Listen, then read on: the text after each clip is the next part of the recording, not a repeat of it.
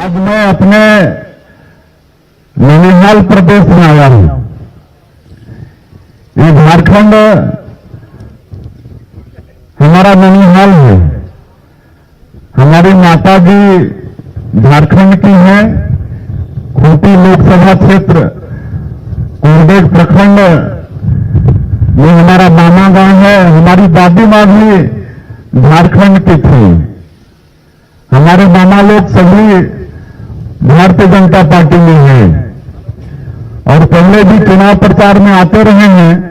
नमस्कार दोस्तों, जय जोहार। मैं कौशल तिवारी और बिहिनिया संझा में आपका स्वागत है। एक तरफ सरकारी कर्मचारी अपनी विभिन्न मांगों को लेकर आंदोलनरत हैं। स्कूलों में ताले लग गए, दफ्तरों में सन्नाटा पसर गया, लेकिन लगता है सरकार की कुछ और ही नियत है। तो क्या युवाओं को बर्बाद करने की नियत है? ये बड़ा सवाल इसलिए उभर रहा है क्योंकि हर क्षेत्र में युवाओं के साथ जो खेल खेल रही है सरकार, वह बेहद ही हैरान और परेशान इसलिए करने वाली है क्योंकि अब जो आरोप लगे हैं, बड़े गंभीर आरोप लगे इस सरकार पर कि सरकार छत्तीसगढ़ के युवाओं को नजरअंदाज करके दूसरे प्रदेश के युवाओं को नौकरी दे रही है। हालांकि ये परमानेंट नौकरी नहीं है, अतिथि शिक्षक के रूप में भर्ती की जा रही है। और इस भर्ती में यदि झारखंड प्रेम नजर आ रहा है तो फिर इसे क्या कहा जाए? और ऐसा नहीं है कि झारखंड प्रेम पहली बार नजर आ रहा है, और भी विभिन्न भर्ती में यह देखने को मिला है। और जब से सरकार बनी है, खुद यदि छत्तीसगढ़ के मुखिया विष्णुदेव साय ने अपने झारखंड प्रेम का इजहार किया है समय समय पर। हमारे मामा लोग सभी भारतीय जनता पार्टी में हैं और पहले भी चुनाव प्रचार में आते रहे हैं। तब अतिथि शिक्षकों की भर्ती में यदि झारखंड प्रेम झलक रहा है, दूसरे प्रांत के युवाओं का के प्रति प्रेम झलक रहा है, तो क्या यह छत्तीसगढ़ के साथ अन्याय नहीं है?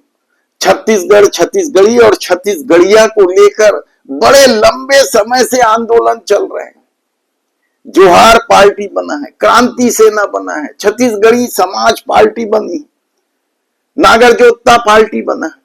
कितनी ही पार्टियां बनी हैं जो छत्तीसगढ़, छत्तीसगढ़ी और छत्तीसगढ़िया के शोषण के खिलाफ आवाज उठाती है। लेकिन पिछले कुछ दिनों से या इस सरकार के आने के बाद जिस तरह का खेल चल रहा है, वह हैरान और परेशान करने वाला है। क्योंकि सत्ता में आने के पहले सरकार ने अतिथि शिक्षक की बात नहीं की थी, सीधे सीधे शिक्षकों की नौकरी की बात की थी। मोदी की गारंटी थी 57,000 शिक्षकों की, लेकिन अभी तक यदि इस मामले में कोई कागजी कार्रवाई भी नहीं हुई है तो इसे क्या कहा जाए? हालांकि मुख्यमंत्री ने कहा जरूर है कि वे 5,000 की भर्ती निकालने वाले हैं, अभी तक कोई पता नहीं। तो दूसरे विभागों की भी यही स्थिति है। मोदी की गारंटियों की यदि हम फेरिस्त निकालें तो आप सुनकर चौंक जाएंगे। पंचायत विभाग का मामला हो, अनुकंपा का मामला हो, संविदा अनियमित कर्मचारियों का मामला हो, सब तरफ तो मोदी की गारंटी थी और जो गारंटी दी गई थी उसका कहां है पता।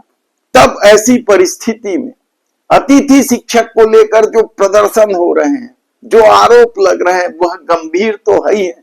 लेकिन यदि सरकार की रीति नीति ही युवाओं के प्रति संवेदनहीन है तो फिर इसे क्या कहा जाए?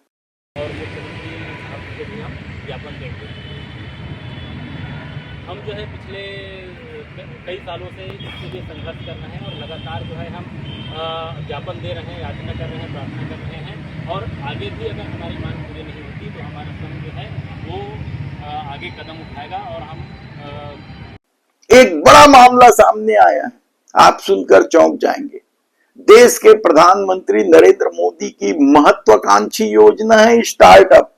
पीठ ठोकती है मोदी सत्ता इस मामले को लेकर कि हमने इतने बेरोजगारों को रोजगार बना दिया है, और न केवल इतने बेरोजगारों को रोजगार दे दिया बल्कि स्टार्टअप वाले दूसरों को रोजगार दे रहे हैं। लेकिन छत्तीसगढ़ में क्या स्थिति है? 2 बजट हो गए इस सरकार को। जब सरकार में आई उसके बाद का एक बजट, तब स्टार्टअप के लिए केवल 3 करोड़ रुपए रखे गए थे और इस बजट में 5 करोड़ रुपए रखे थे, यानी 2 करोड़ बढ़ाया जरूर था, लेकिन यदि इस प्रदेश में बेरोजगारों की स्थिति देखी जाए तो ये क्या ऊंट के मुंह में जीरा के बराबर नहीं है।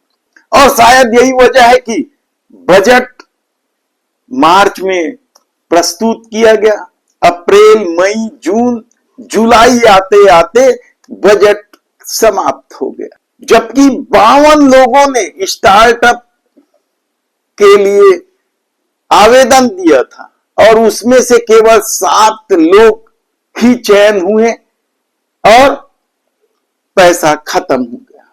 यानी आप समझिए कि यदि देश के प्रधानमंत्री नरेंद्र मोदी की योजनाओं का ये हाल है छत्तीसगढ़ में, तो युवाओं के प्रति क्या रवैया है सरकार का आप आसानी से समझ सकते हैं। नौकरी निकल नहीं रही है, यदि निकल गई है तो परीक्षा नहीं हो रही है, परीक्षा हो गई है तो नियुक्ति नहीं हो रही। और स्टार्टअप यानी कोई युवा अपना काम शुरू करना चाहता है, उसके लिए भी यदि सरकार के पास पैसे नहीं है, तब आप समझिए कि छत्तीसगढ़ के युवाओं के साथ क्या खेल कर रही है सरकार।